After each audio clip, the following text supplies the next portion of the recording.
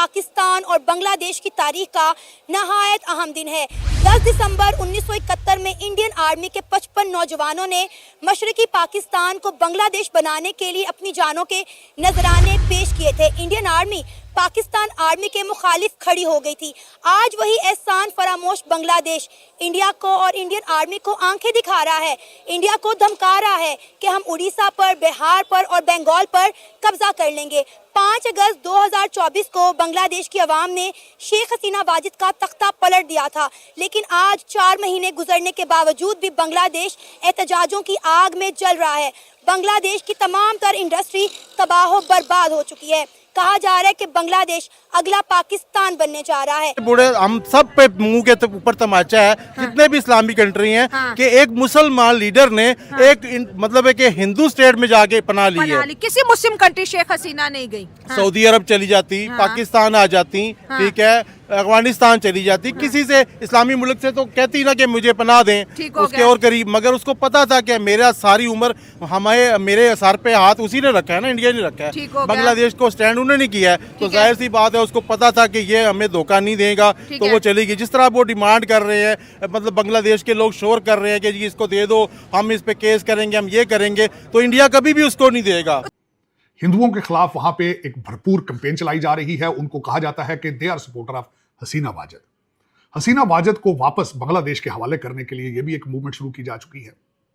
और इस वक्त जो सबसे बड़ा स्टेप है कि बंगाली पाकिस्तान के करीब आना चाहते हैं, जो मेरे ख्याल में ठीक है। आप हिस्सा थे कभी, आप भारत का भी हिस्सा रहे हैं, पाकिस्तान का भी हिस्सा रहे हैं, और हमने उसी रीजन में ही रहना है। जान बचा के वहां से भागे, ठीक हो गया। तो उसके बाद देखा तो इंडिया और बांग्लादेश के बीच हालात नॉर्मलाइज होते नजर आए थे। इंडिया ने इवन दो जो ट्रेड थी उसको भी सस्पेंड नहीं किया। डेली खाने पीने की चीजें बांग्लादेश में जा रही हैं। इसके साथ साथ बांग्लादेश के मरीज आज भी इंडिया में जो है अपना हालात जो है इलाज वगैरह करवा रहे हैं। और फिर एक दफा मोहम्मद यूनुस की सरकार एंटी इंडिया हो रही है। तो इतने बड़े मुल्क से पंगा लेना इस वक्त क्या बांग्लादेश के लिए अच्छा साबित होगा? आप सभी बात करेंगे। बिल्कुल नहीं हो सकता, क्योंकि India is the America of the subcontinent right now. India is the America of the subcontinent right now. जैसे सर ने बात की ना कि जो एक ताकतवर और जो हमा दावा वाली बात होती है, वो इस टाइम इंडिया के पास है। जैसे अभी आपने बात की कि इंडिया से वहाँ से ट्रेड जाती है, वहाँ पे इलाज से जाती है। हमारे यहाँ से भी लोग चेन्नई में अपना पाकिस्तान से भी लोग ट्रीटमेंट के लिए जाते हैं, हार्ट ट्रांसप्लांट करवाने चेन्नई जाती है। हेलो दोस्तों, जैसा कि आपने हाईलाइट में देखा, बांग्लादेश में हिंदुओं पर अत्याचार थमने का नाम नहीं ले रहा। इस बीच में पड़ोसी मुल्क में भारतीय सामानों को बहिष्कार का ऐलान किया गया। इस क्रम में बांग्लादेश भारतीय चादरों को आग के हवाले किया गया। बांग्लादेश नेशनल पार्टी नेता राहुल कबीर रिजवी ने, जिन्होंने अपनी पहली पत्नी भारतीय से साड़ी सिलाई थी, वो अब जयपुर के टेक्सटाइल बेडशीट की जलाए हुआ और भारतीय उत्पादों को बहिष्कार का ऐलान कर दिया। दरअसल मंगलवार को बांग्लादेश में राजशाही में घरेलू उत्पादन खरीदने से लाभ शीर्षक में एक कार्यक्रम हुआ। बीएनपी के संयुक्त महासचिव राहुल कबीर रिजवी ने मौजूदगी में बिस्तर के चादर आग लगा दी। उसके बाद से कुछ स्थानीय कपड़ों पर कीमत पर बेचे गए। यह कार्यक्रम सवा मंगलवार के 11 बजे के राजशाही भवन के पार्क में आयोजित किया गया था। तो दोस्तों चलिए देखते हैं कि पाक मीडिया इस पर क्या रिएक्शन देता है, उनका क्या कहना है इस वीडियो। तो इंडिया प्रेशर में भी नहीं आएगा। इंडिया क्या पिद्दी का शोरवा। इंडिया किस लिए प्रेशर में आएगा? ना उनके पास बॉम्ब है, एटम बॉम्ब है, ना कोई उनकी इतनी बड़ी फोर्स है। भूखे नंगे तो वैसे हैं, ठीक है, डिफॉल्ट वो हैं। जंग तो वो करते हैं जिसके साथ देखे, मैं अगर यहाँ बदमाशी करता हूँ ना, मेरे साथ 10-20 लोग हों तब मैं बदमाशी करूंगा ना। अकेला मैं बदमाशी करूंगा, यही उल्टा सारे मुझे मारेंगे। वह सुखी पन्ने कहाँ है, सुखी बदमाशियां कर रहे हैं, ना जेब में पैसा है ना टका है, तो ये वो सुखी बदमाशियां कर रहे हैं। सुखी बदमाशियों से कुछ भी नहीं होगा भाई, सीधी बात है। देखिए, अपने मुल्क को किसी एक रास्ते पे ले जाओ। अब अगर देखा जाए इंडिया और बांग्लादेश में, क्योंकि जब 5 अगस्त को शेख हसीना का हुकूमत का तख्ता पलटा और वो अपनी जान बचा के वहां से भागे, ठीक हो गया। तो उसके बाद देखा तो इंडिया और बांग्लादेश के बीच हालात नॉर्मलाइज होते नजर आए थे। इंडिया ने इवन दो जो ट्रेड थी उसको भी सस्पेंड नहीं किया। डेली खाने पीने की चीजें बांग्लादेश में जा रही हैं। इसके साथ साथ बांग्लादेश के मरीज आज भी इंडिया में जो है अपना हालात जो है इलाज वगैरह करवा रहे हैं। और फिर एक दफा मोहम्मद यूनुस की सरकार एंटी इंडिया हो रही है। तो इतने बड़े मुल्क से पंगा लेना इस वक्त क्या बांग्लादेश के लिए अच्छा साबित होगा? आप सभी बात करेंगे। बिल्कुल नहीं हो सकता, क्योंकि India is the America of the subcontinent right now. India is the America of the subcontinent right now. जैसे सर ने बात की ना कि जो एक ताकतवर और जो हमा दावा वाली बात होती है, वो इस टाइम इंडिया के पास है। जैसे अभी आपने बात की कि इंडिया से वहाँ से ट्रेड जाती है, वहाँ पे इलाज से जाती है। हमारे यहाँ से भी लोग चेन्नई में अपना पाकिस्तान से भी लोग ट्रीटमेंट के लिए जाते हैं, हार्ट ट्रांसप्लांट करवाने चेन्नई जाते हैं। इंडिया के पास हर चीज मौजूद है। इंडिया ने अपनी हर चीज बेहतर की, इकोनॉमी बेहतर की, स्टडी बेहतर की। गो कि उनके बहुत ज़्यादा मसाइल हैं, लेकिन उन्हें आज अपने मुल्क को इस काबिल पहुंचाया कि गूगल का जो सीईओ है सुंदर पिचाई, वो भी इंडियन है। जबरदस्त, जो नेदरलैंड का ड्यूच बैंक है उसका मैनेजर इंडियन है। और उसके अलावा उन्होंने अपने आईटी सेक्टर को इतना मजबूत किया। उनके बेंगलोर में 50 से ज़ायद यूनिवर्सिटीज़ हैं जिसपे सिर्फ आईटीज़ पे काम हो रहा है। और वो उन्होंने अपने आप को एक सिविलाइज कंट्री के तौर पे साबित किया। एशिया का जो रिचेस्ट आदमी है मुकेश अंबानी, वो वहाँ का है।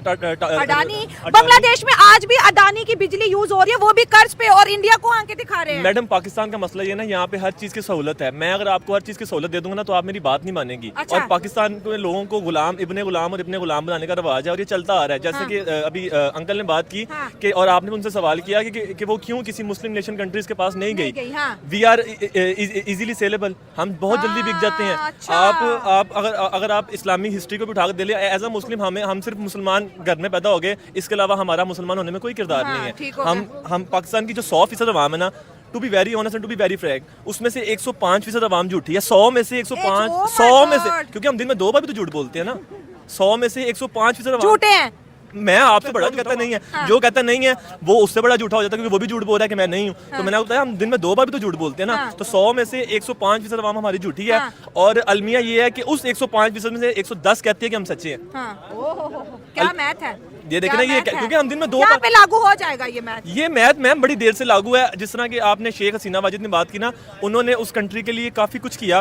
वो शेख मुजीबुर रहमान की साहिबजादी है, उसने इस मुल्क के लिए काफी कुछ किया। लेकिन उन्होंने ना फिर एंड पे एक जागीर समझ लिया था कि सिर्फ मैं ही one man show, one man army हूँ। जिस तरह यहाँ पे भी एक पाक आर्मी है जिसका नाम पाक आर्मी है, जिसकी एब्रीवेशन पाकिस्तान आर्मी से हम निकली। बांग्लादेश की बात कर रहे हैं कि जैसे शेख हसीना वाजिद को और मोदी साहब के बड़े अच्छे ताल्लुकात थे, और जब जब बांग्लादेश के अंदर भूख होती थी, बांग्लादेश के अंदर मसले होते थे, तो शेख हसीना वाजिद भारत जाती थी, वो उन्हें पैसे भी देते थे, मदद भी देते थे। बांग्लादेश के अंदर आज भी ये चीज देखने को मिल रही है कि शेख हसीना क्योंकि मोदी साहब की सपोर्टर थी, वो हिंदुओं की सपोर्टर थी, इस वजह से हमने उसको निकाला। लेकिन आज भी अगर देखा जाए 3 साइड से बांग्लादेश को इंडिया का बॉर्डर लग रहा है। आपको क्या लगता है कि बार बार ये जिस तरह से इंडिया को थ्रेट कर रहे हैं, अब अगर इंडिया ने रिएक्ट किया तो बांग्लादेश का क्या बनेगा? देखिए, यकीन करें, अगर पाकिस्तान से बांग्लादेश अलहदा ना हुआ होता ना, तो बांग्लादेश को इंडिया ने घास भी नहीं डालनी थी, ठीक है, पूछना भी नहीं था। क्योंकि इंडिया इतना बड़ा मुल्क है, उसको क्या तकलीफ पड़ी है कि दूसरे के मुल्कों को में पंगा लेने की, उनकी फिक्र करने की। अच्छा। सिर्फ पाकिस्तान को उसने नीचा दिखाने के लिए। और देखे, जब कोई मजलूम यहाँ किसी के साथ ज्यादती होगी ना, हाँ। तो सबसे पहले जो करीब वाला उसकी मदद करेगा ना। ठीक है। जब बांग्लादेश के साथ हम लोगों ने ज्यादती की तो फिर इंडिया ने मजबूरन उसकी मदद की, कि उसको खड़ा किया। ठीक है कि एक तो उसका हमसाया था, उसका हक था, उसने उसको मदद की, इसलिए मदद की और उसको यहाँ तक पहुँचाया है। अब यकीन करें कि 3-4 महीने तक बांग्लादेश पहले पाकिस्तान से भी बहुत आगे तरक्की कर रहा था, जा रहा था। पता नहीं ये मतलब कहाँ से कोई मतलब इशू छोड़ा गया है। क्योंकि पाकिस्तान में आग लगानी हो तब सियासतदानों को उंगली कर दो, किसी भी बांग्लादेश में भी लगानी हो तो सियासतदानों को आगे कर दो। अभी देख लें कि पाकिस्तान के क्या हालात चल रहे हैं। एक इशू कोई और हो रहा होता है, दूसरा शुरू हो जाता है, दूसरा खत्म हो जाता है, तीसरा शुरू हो जाता है। ये जानबूझ के सारा ड्रामा किया कि बांग्लादेश ऊपर ना चला जाए, कहीं ये भी आइटम बम ना बना ले, कहीं ऊपर ना चला जाए। तो बांग्लादेश तो जो है इंडिया के खिलाफ नारेबाजी लगा रहा है, खा उनका रहा, पी उनका रहा, बिजली उनके यूज कर रही है, मेडिकल वीजेज उनके यूज कर रहे हैं, ऊपर से धमका रहा है कि शेख हसीना को अगर हमारे हवाले नहीं किया तो इंडिया के खिलाफ प्रोटेस्ट करेंगे। और मोहम्मद यूनुस जो के कहते हैं ना सो कॉल्ड गवर्नमेंट चला रहे हैं, वो कभी चाइना के साथ हाथ बढ़ाते नजर आते हैं, तो कभी कहते हैं पाकिस्तान के साथ मिलकर एटम बम बनाएंगे। असल में हसीना वाजिद का तोड़ बांग्लादेश में कोई नहीं था। अच्छा। हसीना वाजिद ने बड़ी मुश्किल से स्ट्रगल करके, समझ लेके, इंडिया की मिन्नतें करके, समाजत करके अपने मुल्क को कहाँ पे लेके गई है। ठीक है, उसका तोड़ कोई नहीं था। अब और सियासतदानों को ये चीज हजम नहीं हो रही थी। ठीक है, देखिए जिस तरह इमरान खान की अच्छी हुकूमत चल रही थी ना, इमरान खान को मरवाने वाले कौन थे? उसके अपने ही शफाअत चौधरी, ये जो इसके जहांगीर तरीन अपनों ने मरवाया ना। मतलब ये बांग्लादेश में भी साजिश हुई है, नाम इंडिया का लगा के साजिश हुई है, उसको जानबूझ के नीचे किया गया है। और इंडिया के अलावा यकीन करें ये बढ़ के मार रहे हैं ना, इंडिया के अलावा ये ना चल सकते हैं, ना ये जंग कर सकते हैं इंडिया के साथ, ऐसे ही सिर्फ अपना भाव बढ़ा रहे हैं। देख सकते हैं इस बात को। एक सबसे पहली बात मैं ये कहूँगा कि जो भी 71 में हुआ, उसके बाद बांग्लादेश की हुकूमत खड़ी हुई और आहिस्ता आहिस्ता ये इंडिया की गोद में जाना शुरू हुई। और उसकी जो भी हुकूमत थी, चेंज भी हुआ, कुछ भी हुआ, लेकिन उनकी जो पॉलिसीज थी ना, वो इंडिया की गोद में जाने की थी। और उसका ये हुआ कि बिल्कुल उन्होंने अपने आप को पैरालाइज कर लिया और उनके रहमो करम पे चले गए कि उनकी सनत भी उनके मरहूने मिन्नत हो गई। इलेक्ट्रिसिटी की जो उनका सिस्टम था वो भी इंडिया की गोद में चला गया। तो उस हवाले से पहले हिस्से में हम देखेंगे कि बांग्लादेश इंडिया की गोद में चला गया था। ठीक है, अभी जैसे ये दोबारा से बांग्लादेश में क्राइसिस आया, इसका क्राइसिस का नाम भी दे सकते हैं, रेवोल्यूशन का नाम भी दे सकते हैं, इनकलाब का नाम भी दे सकते हैं। तो उसके बाद वहाँ पे चेंज आया, हसीना वाजद की हुकूमत गई और वो खात्मा हुआ।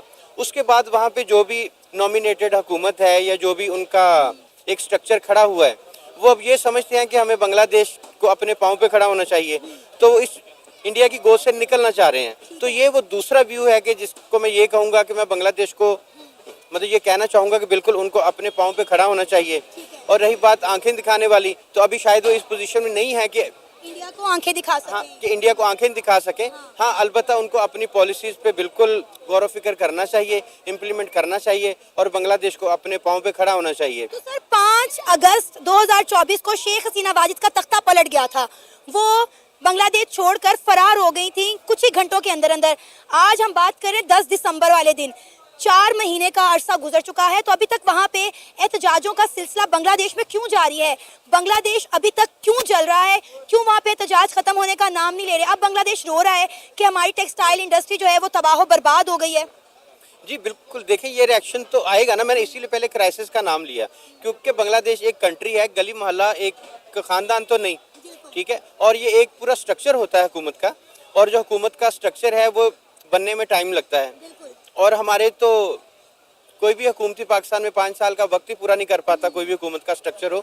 तो बांग्लादेश को तो कई साल बीत गए, और वहाँ पे जो भी हुक्मरानों की पॉलिसी थी वो गलत थी या सही थी, वो इंडिया की गोद में थी। अब उससे निकलने के लिए इनको टाइम भी चाहिए और वह हुकूमती स्ट्रक्चर भी चाहिए। तो जब तक वह हुकूमती स्ट्रक्चर नहीं बनता, बांग्लादेश में आपको ये एक इस तरह मिलेगा, अफरा तफरी मिलेगी, और इस तरह के जो प्रोटेस्ट हैं वो होते रहेंगे। सर इसका मतलब तो ये हुआ कि बांग्लादेश ने फिर अपने मफाद के लिए इंडिया को इस्तेमाल किया। जब उन्हें मशरकी पाकिस्तान से बांग्लादेश बनना था तो इंडियन आर्मी को आगे कर दिया। जब तक उनके मुल्क को अपनी मौशियत बनानी थी, अपने मुल्क को उन्होंने ग्रो करना था, उन्होंने इंडिया का जो है हाथ थामे रखा, इंडिया की गोद में जाके बैठे रखा। आज उसे इंडिया की जरूरत नहीं है। जी, इसको भी आप दो तनाजुर में देखेंगे।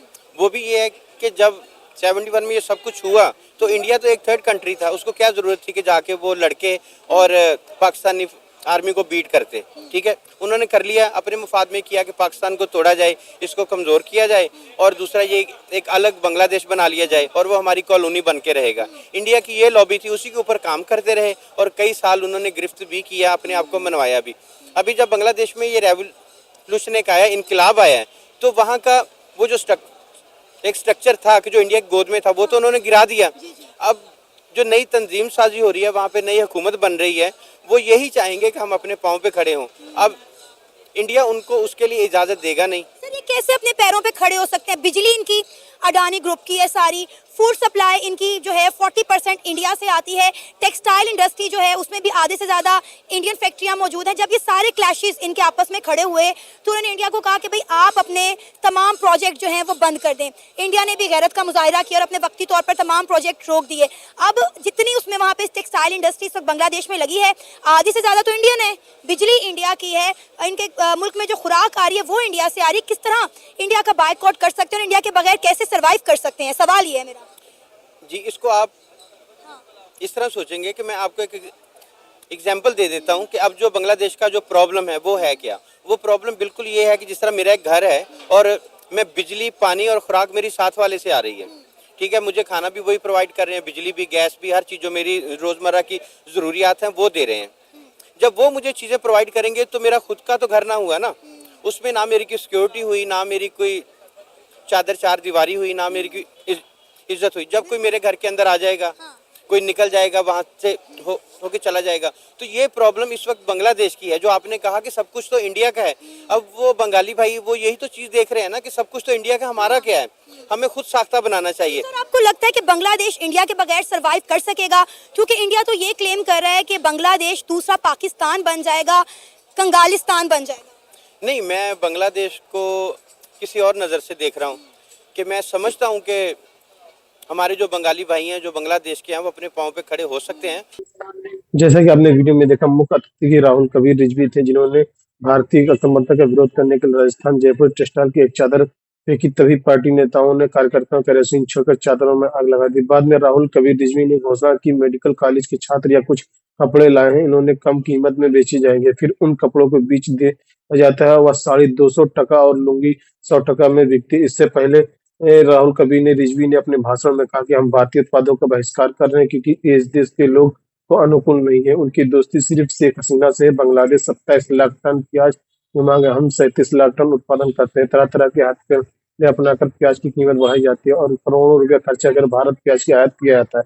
अगर हमारा मैनेजमेंट ठीक हो जाए तो कोई प्याज नहीं लेगा। रिजवी ने कहा कि भारत लगता था कि हमें उन पर निर्भर है, हम उनके बिना भी कर सकते हैं। अब ये देखते हुए कोलकाता के न्यू कमेटी के दुकानों खोली गई हैं, हम किसी और का इंतजार नहीं करना चाहते। दोस्तों वीडियो कैसा लगा अपने राय कमेंट बॉक्स में जरूर दें। वीडियो पसंद आए तो लाइक और सब्सक्राइब करना ना भूलें।